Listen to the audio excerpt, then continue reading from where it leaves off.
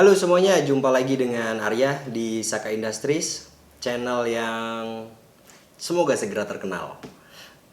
Seperti janji saya di video sebelumnya, saya punya 3 box yang sekarang sudah ada di depan mata, sudah ada di meja saya.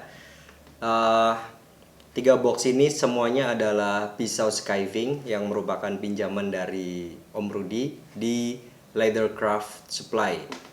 Terima kasih buat LCS yang sudah minjemin pisau keren ini. Jadi saya bisa punya impresi, punya pengalaman buat nyobain pisau-pisau ini dan mungkin buat teman-teman yang belum punya pisau skiving ini dan berencana untuk membeli, siapa tahu bisa membantu teman-teman. Sebetulnya pisau ini udah saya buka, jadi ini bukan unbox yang pertama kali. Jadi kalaupun saya pura-pura kaget, ya pasti akan ketahuan ya, karena sebelumnya sudah saya buka. Tapi saya akan mencoba menceritakan kembali impresi pertama saya ketika membuka kotak ini. Karena kotak ini tuh udah datang 2 mingguan gitu. Oke, kita buka aja.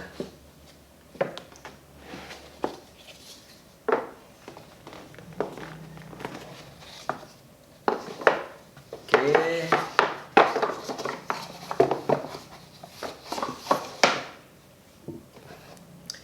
Nah, di sini ada 3 macam ya, 3 macam pisau, 3 model pisau. Dan packagingnya itu seperti ini. Jadi safe menggunakan busa, kemudian penutup. Jadi cukup aman ya untuk di pengiriman. Nah, beginilah penampakan pisau-pisaunya. Oh, saya takut jatuh ini sebetulnya. Semoga nggak jatuh ya. Inilah penampakan pisau-pisaunya. Mari kita keluarkan dari tempatnya.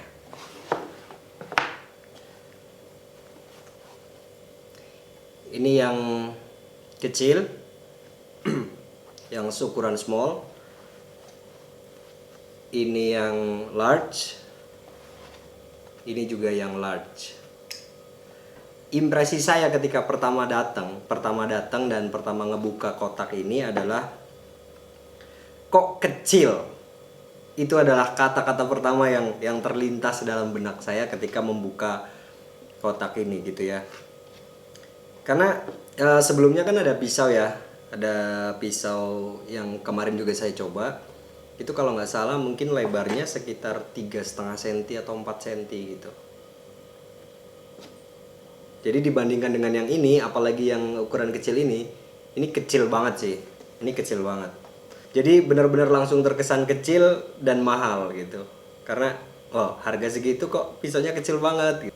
Nah, kedua, selain kecil dan jadi menyimpulkan bahwa itu mahal, saya terkesan dengan si handle dari pisau ini tuh keren banget, menggunakan exotic wood. Meskipun Om Rudi sendiri tidak bisa menjanjikan bahwa teman-teman akan selalu mendapatkan burl, tapi ya dipastikan handle-nya itu menggunakan exotic wood gitu. Dan ini keren banget. Ini salah satu yang menambah nilai menurut saya ya. Bukan sekedar pisau dan bukan sekedar handle gitu, tapi estetikanya tuh kece banget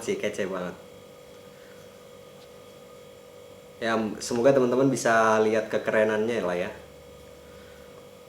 Nah, selanjutnya karena saya penasaran, jadi saya coba untuk buka lagi Tokopedia-nya LCS. Saya baca deskripsinya, kemudian memang di situ sudah dijelaskan ya bahwa ukurannya itu 2,5 cm. Jadi kebiasaan kita orang Indonesia nih kadang-kadang kalau beli produk nih nggak terlalu detail baca deskripsinya, padahal sudah ada informasinya gitu. Selain lebarnya ini sudah dijelaskan 2,5 cm, terus saya juga menemukan deskripsi lain, yaitu bahannya adalah Elmax gitu. Karena saya ini termasuk nol ya kalau untuk perpisauan, perbajaan gitu sebetulnya nol banget.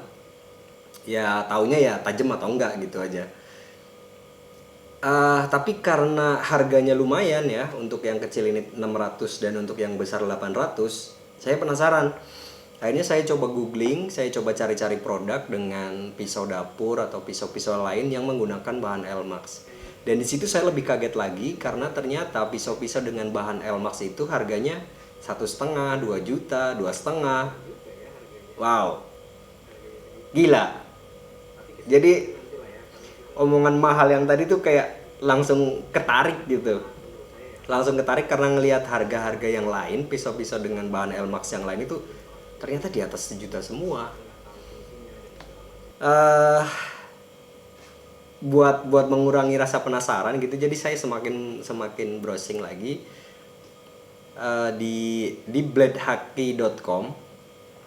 Ternyata Elmax yang merupakan bahan dari pisau ini, dia adalah salah satu high end baja modern gitu ya, baja modern yang tergolong high end, top class gitu.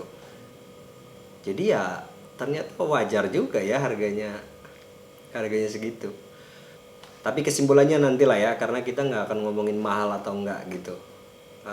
Karena menurut saya ya mahal itu relatif. Tapi memang untuk sebuah pisau dengan harga 800.000, 600.000 ya, kalau kita nggak tahu fungsinya dan segala macamnya, kayak bahannya, terus apa sih nilai keunggulannya, ya tetap aja mahal gitu ya. Bladehaki.com ini punya 4 indikator untuk menentukan dari kelas sebuah steel yang dipakai buat bikin pisau, yaitu ada edge retention, ease of sharpening, corrosion resistance, dan toughness. Nah, untuk edge retention ini, kalau nggak salah ini ya, kalau nggak salah dalam pemahaman saya, dia adalah ketahanan dari ketajaman si bevel ini yang bagian runcing ini ketika digunakan beberapa kali gitu. Jadi misalnya digunakan pada media yang sama dengan jarak yang sama berulang-ulang dia sampai berapa kali gitu. Nah, itu semakin masih tajam digunakan beberapa kali lebih lama, itu berarti edge retentionnya itu semakin bagus. Dan untuk Elmax ini skornya adalah 9/10. Kemudian untuk ease of sharpening, yaitu tingkat kemudahan untuk diasahnya, ternyata ini termasuk sulit ya. Karena pengasahan kayak dari bahan lembaran yang berapa mili ini ya. Kemudian runcing terus jadi tajam di bagian ujungnya ini, skornya itu 4/10. Jadi kayaknya termasuk sulit ya. 4/10. Kemudian untuk corrosion resistant, ini mungkin ketahanan terhadap korosi ya, sesuai bahasanya. Itu skornya 5/10. Dan untuk toughness atau mungkin tingkat ketahanannya, kerasnya, itu 6/10. Kemudian saya juga baru tahu lagi bahwa si bahan Elmax ini ternyata ada di atas bahan yang cukup populer, yaitu D2. Kalau di Bladehaki ini, D2 itu edge retentionnya 7, ease of sharpeningnya 3, corrosion resistant 4, dan toughnessnya 6 gitu. Jadi skornya ya lumayan juga sih. Terutama di edge retentionnya itu selisih 2 poin dari Elmax. Jadi setelah mengetahui bahannya itu, kesan mahalnya itu memang luntur sih. Bahannya high end steel, kemudian kayunya bagus, finishingnya bagus. Tinggal dicobain enak apa enggak, berfungsi dengan baik, kemudahan dipakainya gimana gitu. Mungkin nanti setelah menggunakan saya akan ada beberapa kesimpulan gitu ya. Oh iya, pisau ini ada 2 bentuk ya. Yang pertama adalah bentuk lurus, dan yang kedua adalah bentuk miring begini. Ini kalau misalnya teman-teman cari di internet ataupun banyak YouTuber yang pakai, itu juga ada yang pakai ini, ada pakai yang ini, crafter di YouTube. Kalau teman-teman cari di internet dengan kata-kata skiving knife, Japanese skiving knife, itu juga yang keluar dua-dua ini. Jadi keduanya ini bisa aja disebut sebagai Japanese skiving knife gitu, Japanese style knife gitu, atau skiving knife. Nah, tapi kenapa Leathercraft Supply membuat dua bentuk ini? Kalau menurut Om Rudi sendiri, si bentuk lurus ini memang diperuntukkan lebih untuk cutting, untuk motong, sementara yang untuk skive itu lebih ke yang bentuk ini. Nah, kemarin saya sempat cobain, sebelum ini saya udah sempat cobain, dan untuk bentuk yang miring ini memang agak lebih ini ya, lebih enak di posisi tangan gitu. Tapi nanti kita coba lagi. Oke. Sama satu lagi yaitu konstruksi dari pisau ini dia bukan full tank ya. Jadi si material steelnya ini dia tidak tembus sampai ke belakang sini, tapi cuma sekitar 3 sentian. Nah, itu ditujukan biar si pisaunya itu tidak terlalu berat. Karena kalau misalnya terlalu berat, mungkin juga nambah-nambah kos juga kali ya kalau sampai sini, kalau sampai belakang kan. Tapi tujuannya biar nggak terlalu berat dan kalau dipakai itu masih nyaman. Karena kalau misalnya teman-teman yang udah banyak bulk order misalnya, atau yang bikinnya itu bikin slot card, slot semua, terus baru di skive gitu. Jadi kalau nyekive-nya banyak mungkin akan lebih cepat pegel gitu. Oh, sebetulnya ada satu lagi ya. Saya dikasih tahu kalau pisau ini bevelnya itu menggunakan yang namanya apa ya, zero bevel atau apa gitu. Tapi intinya begini, si ujung dari bagian apa ya, bagian tajamnya ini yang namanya bevel ini, dari bagian atas sampai ke lancipnya, ke ujungnya itu dia satu lengkungan gitu. Jadi gini, set set langsung tajam. Nah, sementara kebanyakan pisau yang ada itu menggunakan micro bevel. Nah, micro bevel itu jadi dia dua kali melengkung. Saya dari datar lengkung, terus di ujung paling ujungnya kecil itu akan dia menukik tajam gitu. Nah, kalau itu perbedaannya adalah yang micro bevel itu dia lebih cepat diasah, tapi juga lebih cepat nggak tajam. Biasanya lebih gampang, lebih mudah, tapi nggak tajamnya lebih cepat gitu. Sementara kalau yang ini lebih susah diasah, tapi ketahanan untuk tajamnya itu lebih lama gitu. Oke, kayaknya cukup sih infonya ya, karena saya juga cuma nyatet sedikit yaitu tentang bahan itu dan cukup mengagetkan. Jadi kita langsung coba aja. Nah, sebelum digunakan, mau pisaunya setajam apapun, sebaiknya kita stroke dulu ya. Kita stroke dulu.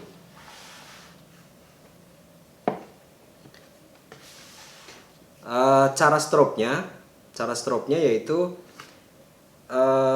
bagian dari bevelnya, bagian bevel ini dia harus ada di permukaan si stroke itu, di asahannya.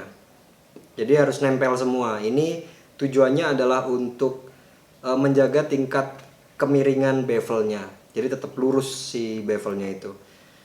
Nah, ini sebetulnya cukup 1 2 3, cukup 2-3 kali, kemudian di baliknya itu dilurusin dan udah siap digunakan sih.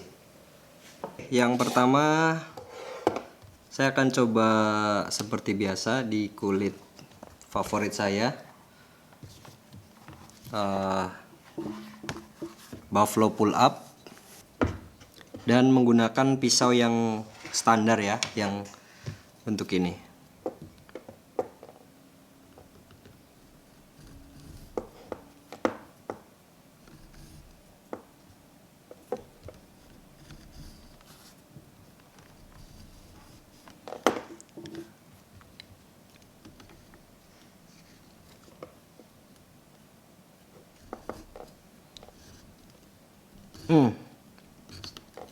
Tajam ya. Aduh.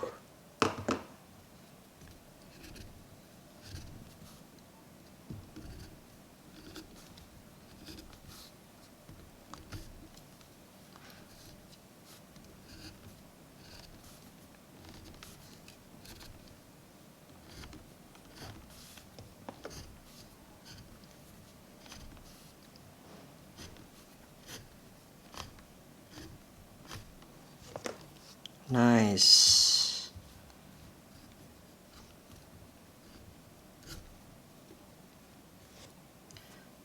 Enak ini, enak. Oke, kita coba di kulit lainnya. Ini juga favorit, ini Bison Vectan.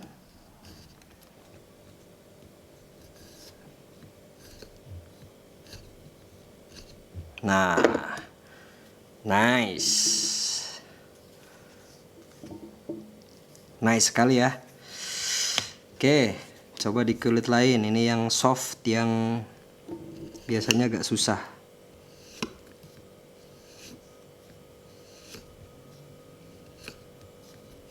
Nice. Enak sekali ternyata skiving ya.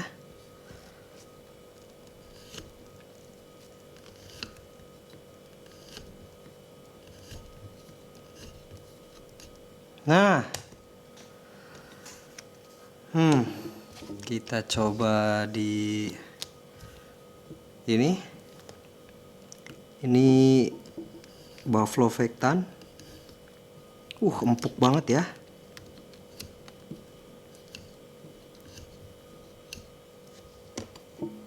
Empuk sekali.